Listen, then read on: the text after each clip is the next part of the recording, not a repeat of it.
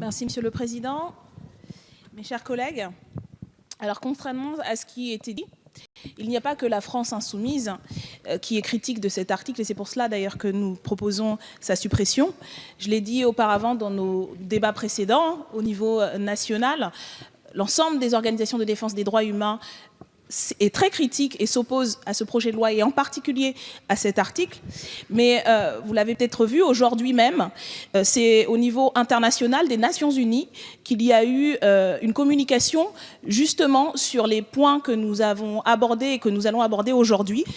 Rien moins que la rapporteuse spéciale des Nations Unies sur la protection des droits de l'homme dans le contexte de la lutte contre le terrorisme, donc pas une gauchiste ni une laxiste qui ne saurait pas de quoi elle parle, et le rapporteur spécial sur la défense des droits humains, ont fait une communication pour critiquer cet état d'urgence permanent, encore une fois leurs mots, en disant par exemple que la normalisation par ce projet de loi des pouvoirs d'urgence menace gravement l'intégrité de la protection des droits en France, tant dans le cadre de la lutte contre le terrorisme que plus largement. Alors on leur fera peut-être le procès de ne pas savoir de quoi ils parlent ou d'être laxistes ou de ne pas avoir conscience de la réalité du risque terroriste. On parlera peut-être d'islamo-gauchiste, mais franchement, chers collègues, je pense que nous avons toute la mesure du risque qui existe en France et au niveau international, et ces personnalités, ces juristes, ces magistrats l'ont tout autant que nous. Et quand ils édictent ce genre de communiqué, c'est qu'il y a un problème grave et sérieux dont on devrait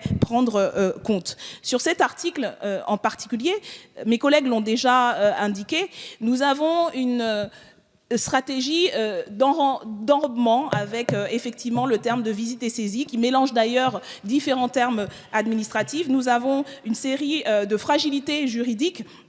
Et surtout, nous n'avons rien qui permet de faire avancer la prévention. Nous avons déjà, comme cela a été dit dans l'arsenal, des possibilités de le faire, mais au niveau judiciaire. Et c'est pour ça que nous demandons la suppression de cet article, parce que ça ne prévient pas les actes. Et ça... Le 408 est défendu par